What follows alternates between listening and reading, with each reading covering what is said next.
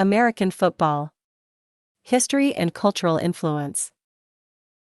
American football evolved in the United States, originating from the sports of soccer and rugby. The most popular game forms are professional and college football, with the other major levels being high school and youth football. The term football was officially established in the rulebook for the 1876 college football season. The first American football game was played on November 6, 1869, between Rutgers and Princeton, two college teams. Princeton, Harvard, Yale, and Columbia agreed to intercollegiate play using rugby union rules with a modified scoring system. The introduction of the snap resulted in an unexpected consequence. Before the shot, the strategy had been to punt if a scrum resulted in a wrong field position. A group of Princeton players realized that as the snap was uncontested, they could now hold the ball indefinitely to prevent their opponent from scoring. A rule change was necessary to prevent this strategy from taking hold. On November 12, 1892, Pudge Heffelfinger was paid $500 to play a game for the Allegheny Athletic Association in a match against the Pittsburgh Athletic Club. In 1912, the field was shortened to 100 yards, 91 meters, long, two 10-yard-long, 9.1 meters end zones were created, and teams were given 4 downs instead of 3 to advance the ball 10 yards. The National Football League, NFL, a group of professional teams, was initially established in 1920.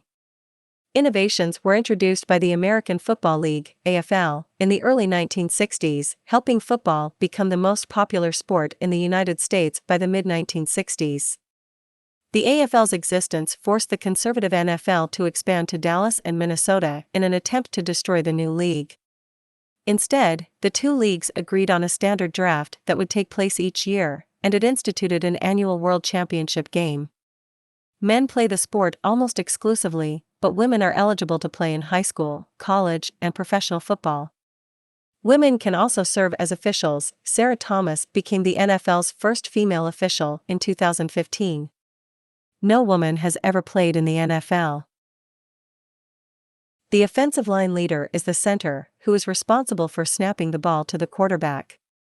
The principal receivers are the wide receivers, WR, and the tight ends, TE. The defensive line, DL, consists of defensive ends, D, and defensive tackles, DT. Linebackers line up behind the defensive line but in front of the defensive backfield. The winner is the team that has scored more points at the end of the game. The touchdown, TD, worth 6 points, is American football's most valuable scoring play. The scoring team then attempts a try or conversion, more commonly known as the points after touchdown, PAT, which is a single scoring opportunity. White markings on the field identify the distance from the end zone. Yard lines, or hash marks, are short parallel lines that mark off 1 yard, 0.91 meters, increments. Goalposts are located at the center of the plane of the two end lines. The football itself is an oval ball, similar to the balls used in rugby or Australian rules football. The visiting team can call either heads or tails. The winner of the toss chooses whether to receive or kick off the ball or which goal they wish to defend. If a down is in progress when a quarter ends, play continues until the down is completed.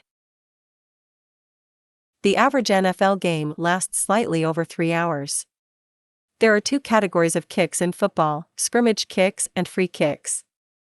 The ball is placed at the 35-yard line of the kicking team in professional and college play. Only place kicks and drop kicks can score points. The receiving team has the option of signaling for a fair catch. Football is a full-contact sport, and injuries are relatively common. To try to prevent injuries, players are required to wear a set of equipment. USA Football's Heads-Up Football program aims to reduce concussions by reducing the frequency of helmet-to-helmet hits.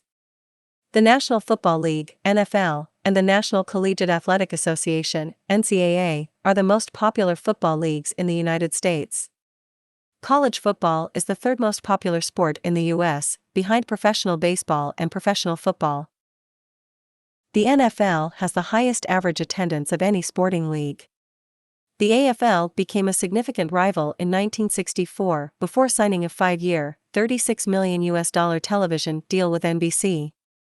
The two leagues merged in the 1970 season, and all the AFL teams joined the NFL. The World Football League, WFL, played for 2 seasons, in 1974 and 1975, but faced such severe monetary issues it could not pay its players. The original XFL was created in 2001 by Vince McMahon and lasted for the German Football League, GFL, has 16 teams and has operated for over 40 seasons, with the league's championship game, the German Bowl, closing out each season. NFL Europa, the developmental league of the NFL, operated from 1991 to 1992 and then from 1995 to 2007. In addition, an American Football League system already exists within the UK, the BFL, which has run since 1983. American football is the most popular sport in the United States. Professional football is most popular among those who live in the eastern United States and rural areas. College football is also the most played sport by high school and high school athletes in the U.S. The Super Bowl is considered a de facto national holiday.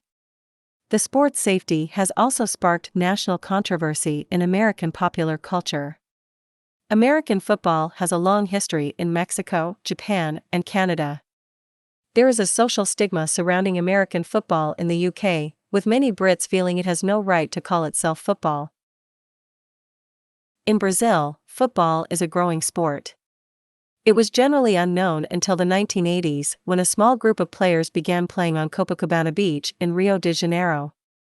After that, the sport grew gradually, with 700 amateur players registering within 20 years. According to ESPN, the American football audience in Brazil increased 800% between 2013 and 2016.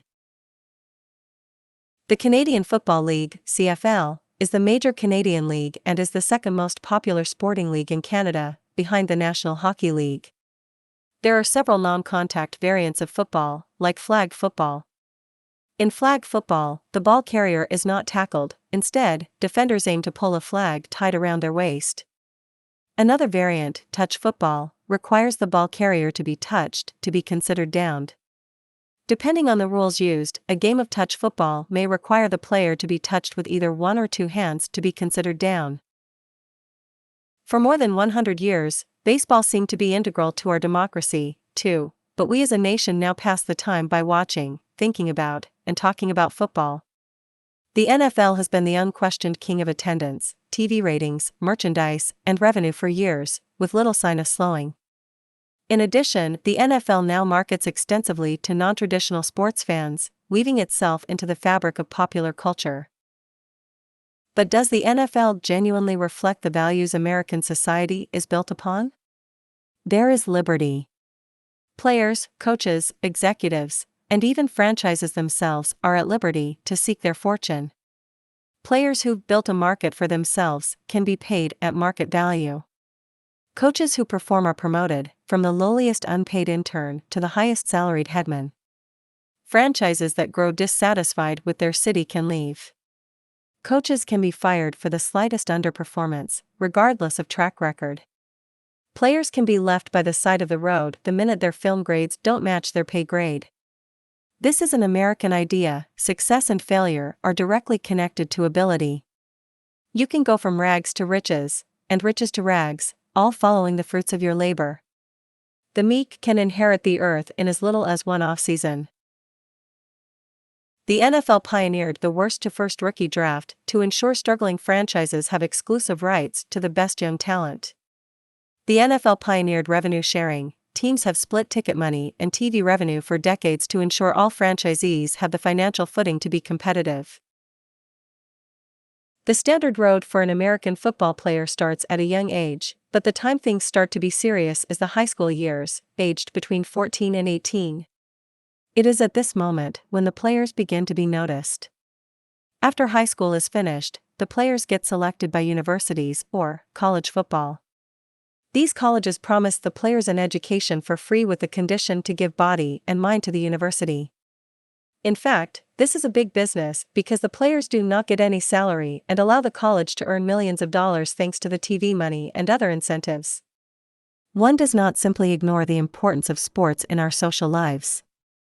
Instead, this argument becomes apparent when it comes to an understanding of American culture, supported by the world's most extraordinary sports events, athletes, and rivalries.